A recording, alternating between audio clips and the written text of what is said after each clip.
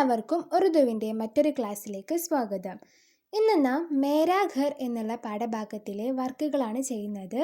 ഇത് മേരാ ഘർ എന്നുള്ള പാഠഭാഗത്തിൻ്റെ 3ാമത്തെ ക്ലാസ് ആണ്, അതായത് പാർട്ട് 3 ആണ്. പാർട്ട് 1ഉം പാർട്ട് 2ഉം കാണാത്തവർക്ക് വേണ്ടിയിട്ട് ഞാൻ ഈ വീഡിയോയുടെ ഡിസ്ക്രിപ്ഷനിൽ നൽകുന്നുണ്ട്. അപ്പോൾ കാണാത്തവർ പോയിട്ട് കാണുക. ഇനി നമുക്ക് ഡാഷ് പൂരിപ്പിക്കാം. യേ മേരാ ബക്രാ ഹേ, ये मेरा बकरा है, ये मेरी बकरी है, ये मेरी बकरी है. ഒന്നാമത്തെ ജുംലയിൽ നാം മേര എന്നാണ് ഉപയോഗിച്ചിട്ടുള്ളത്. കാരണം എന്താണ്? അതിന് തൊട്ടടുത്തുള്ള ജീവി ഒരു ആണാണ്. അപ്പോൾ ആ ഒരു സെൻറ്റൻസിലുള്ള ജീവി ആണാണ് എന്നുണ്ടെങ്കിൽ നമ്മളവിടെ മേര എന്നാണ് ഉപയോഗിക്കുക. ഇനി അടുത്ത ജുംലയിൽ നമുക്ക് മേരി എന്ന് കാണാം. കാരണം എന്താണ്? തൊട്ടടുത്ത് തന്നിട്ടുള്ള ബക്കരി അതൊരു പെണ്ണാണ്. പെണ്ണിന് നമ്മൾ മേരി എന്നാണ് ഉപയോഗിക്കുക. എന്താണ് ഉപയോഗിക്കുക? മേരി.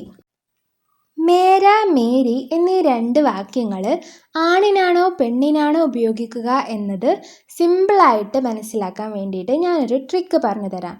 മേര എന്നുള്ളതിൽ അവസാനം വരുന്നത് അലിഫാണ്. അപ്പോൾ അലിഫ് അവസാനമായി വരുന്നതെല്ലാം നമ്മൾ ആണിനാണ് ഉപയോഗിക്കുക. ഇനി മേരി എന്നുള്ളതിൽ അവസാനം വരുന്നത് യ ആണ്. യ വരുന്നതെല്ലാം നമ്മൾ പെണ്ണിനാണ് ഉപയോഗിക്കുക. അപ്പോൾ ഈ ഒരു ട്രിക്ക് നിങ്ങൾ മനസ്സിലാക്കി വെച്ചാൽ മേര, മേരി എന്നുള്ളത് നമുക്ക് വളരെ എളുപ്പത്തിൽ ഉപയോഗിക്കാൻ സാധിക്കുന്നതാണ്.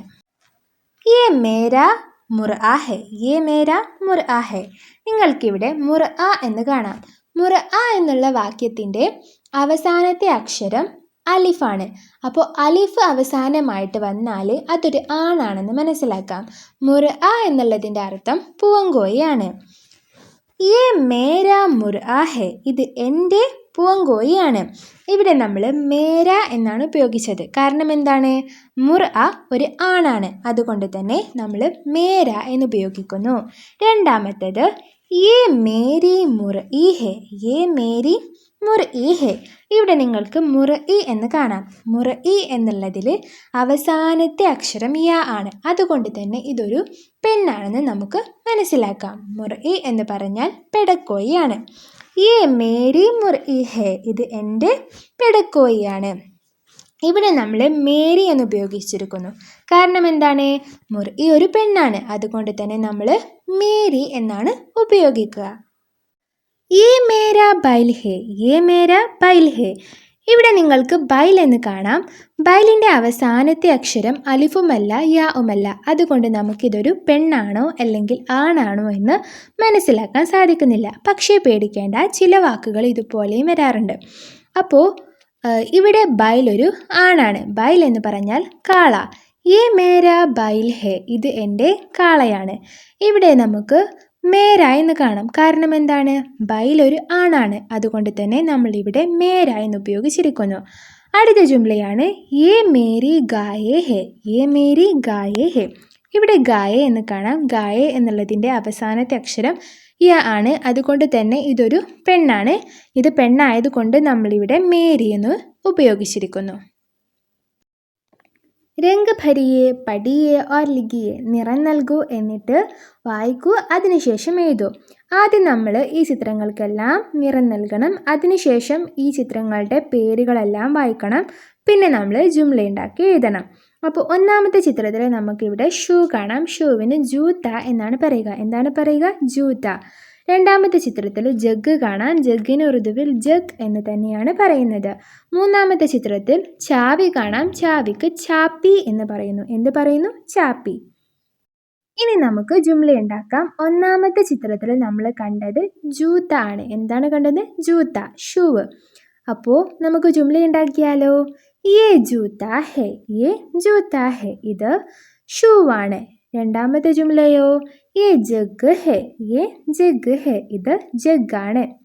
യേ ചാപ്പി ഹേ, യേ ചാപ്പി ഹേ, ഇത് ചാവിയാണ്. നാലാമത്തെ ചിത്രത്തിൽ നമുക്കിവിടെ ഒരു പക്ഷിയെ കാണാം. പക്ഷിക്ക് ഉറുദുവിൽ ചിടിയ എന്ന് പറയുന്നു. പിന്നെ നമുക്കിവിടെ ഒരു പലഹാരം കാണാം അല്ലേ? പലഹാരത്തിന് ഹൽവ എന്ന് പറയുന്നു. എന്താണ് പറയുക? ഹൽവ. മൂന്നാമത് നമുക്ക് മുയലിനെ കാണാം. മുയലിന് ഖർഗോഷ് എന്ന് പറയുന്നു. എന്താണ് പറയുക? ഖർഗോഷ്. ഇനി നമുക്ക് ജുംല ഉണ്ടാക്കിയാലോ. യേ ചിടിയാ ഹേ, യേ ചിടിയാ ഹേ, ഇത് പക്ഷിയാണ്. യേ ഹൽവാ ഹേ, യേ ഹൽവാ ഹേ, ഇത് പലഹാരമാണ്. യേ ഖർഗോഷ് ഹേ, യേ ഖർഗോഷ് ഹേ, ഇത് മുയലാണ്. നമുക്കിവിടെ തൊട്ടടിയിൽ മറ്റൊരു ചോദ്യം കൂടി കാണാം. ബച്ചോ ഘറേലോ ചീസോं की तस्वीर जमा कीजिए और जुमला लिखिए. കുട്ടികളെ, വീട്ടു സാധനങ്ങളുടെ ചിത്രങ്ങൾ സ്വരൂപിക്കൂ, എന്നിട്ട് ജുംല ഉണ്ടാക്കൂ. അപ്പം നമുക്ക് ചെയ്താലോ. ഒന്നാമത് കൊടുത്തിട്ടുള്ളത് ചക്കയാണ്. ചക്കയ്ക്ക് കട്ഹൽ എന്ന് പറയുന്നു. യേ കട്ഹൽ ഹേ, ഇത് ചക്കയാണ്. രണ്ടാമത്തത് ചെരുപ്പ്. യേ ചപ്പൽ ഹേ, ഇത് ചെരുപ്പാണ്. മൂന്നാമത്തത് പൈപ്പ്. യേ നൽ ഹേ, ഇത് പൈപ്പാണ്. നാലാമത് കൊടുത്തിട്ടുള്ളത് പാത്രം. പാത്രത്തിന് ബർത്തൻ എന്ന് പറയുന്നു. യേ ബർത്തൻ ഹേ, ഇത് പാത്രമാണ്. ഇതോടുകൂടി ഈ ക്ലാസ് ഇവിടെ അവസാനിച്ചിരിക്കുന്നു. മേരാ ഘർ എന്നുള്ള പാഠഭാഗത്തിൻ്റെ വിശദീകരണവും അതിൻ്റെ എല്ലാ വർക്കുകളും നമ്മളിപ്പോൾ ചെയ്ത് പൂർത്തിയാക്കിയിട്ടുണ്ട്. ഇനി നമുക്ക് അടുത്ത ക്ലാസ്സുമായിട്ട് വീണ്ടും കാണാം.